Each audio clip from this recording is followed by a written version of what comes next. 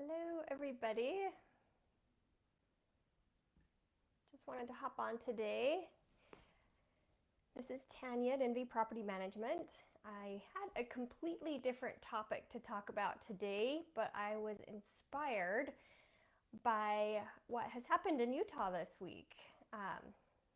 In Utah, we had a significant windstorm, specifically in Davis and Weber County. This windstorm created a lot of damage throughout the state and these two counties. The reports came back with wind gusts up to 110 miles an hour. So this would be the same as a Category 3 hurricane if Utah were located on the coast. So it was pretty big storm that we had going on. At NV, we had a minimum of 12 properties, at least 12 properties with damage, trees down, fences damaged, missing, roof damage, and the debris is just, it's everywhere. So I wanted to do this video today on how to deal with emergencies. At NV, in Utah, the windstorm started in the middle of the night. So the next morning, our phones started just ringing off of the hook of all these properties with damage and trees down and trees on homes and on fences. And it was truly a state of emergency. And many cities did actually, in fact, declare a state of emergency due to all the damage that was in the cities.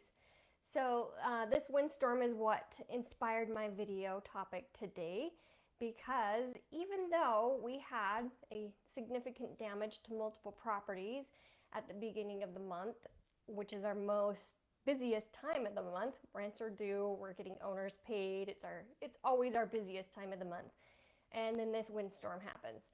So even though this happened at the beginning of the month, we were able to streamline the calls and work orders and get everything scheduled and taken care of as quickly as possible.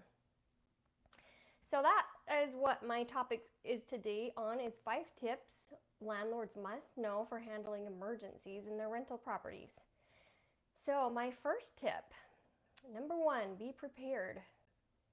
So the first line of defense in an emergency is to be prepared. We all know emergencies are going to happen. We don't always know when they're going to happen, but they will happen. It's just a matter of time. So even though we may not know what or when or be able to predict what the emergency situation is, it's important to have systems and processes in place when they do come up.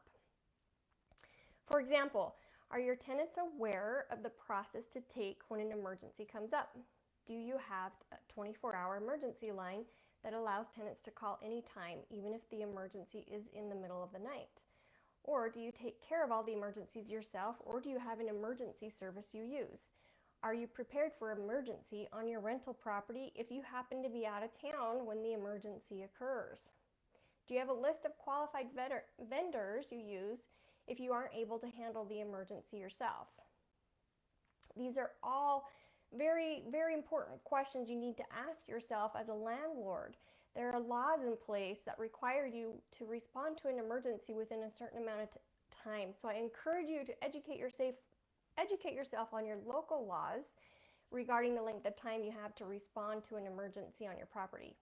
This doesn't mean it has to be taken care of immediately, but you do need to communicate with your tenant and have a plan in place for how the emergency will be handled.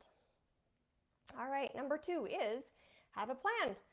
Although we can't predict what emergencies will actually happen, we can have a plan for certain scenarios.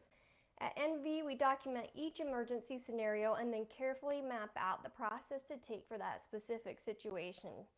For example, our windstorm. Because of advanced technology, we typically are aware of weather-related emergencies before they actually happen. So in the case of the windstorm this week, we were aware it was going to happen a few days in advance. Tenants, of course, will be responsible for doing their part in preparing, including bringing in any outdoor items that can come inside, tying down larger items that can fly away, and other things like that. So as landlords, we can prepare by having a game plan for the day after. At EPM, we prepared by having our chainsaws serviced, our chains sharpened, and a dump trailer available for the impending post-storm cleanup. Other examples include having portable AC units when air conditioning is broken, or heaters for when the furnace goes out, or even small refrigerators if the refrigerator breaks. These are important things to have on hand, especially in the very hot or very cold weather when all the HVAC companies are extremely busy and it can take a couple of days to get to your property.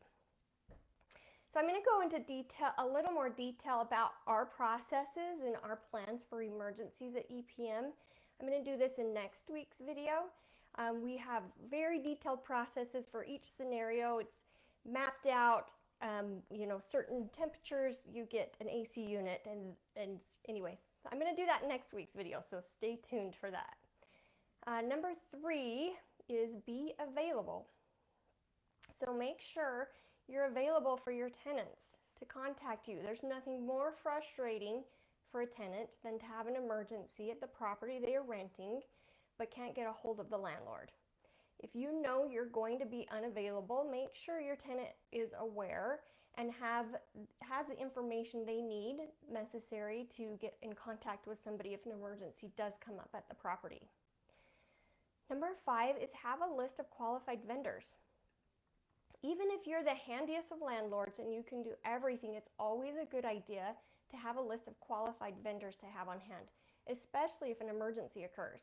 You don't want to be stuck in a situation similar to our windstorm this week and not be able to get a hold of any vendors to come take down trees that are on top of your house. At NV, we are fortunate to have the resources available for most emergencies, but as a DIY landlord, I would make sure you always have a good list of reliable vendors to choose from.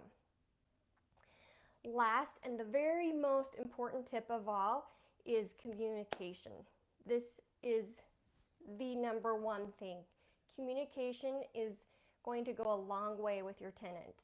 Most tenants are going to be understanding if emergency occurs, but the most frustrating thing that will be for them is if you're not communicating with them what's going on.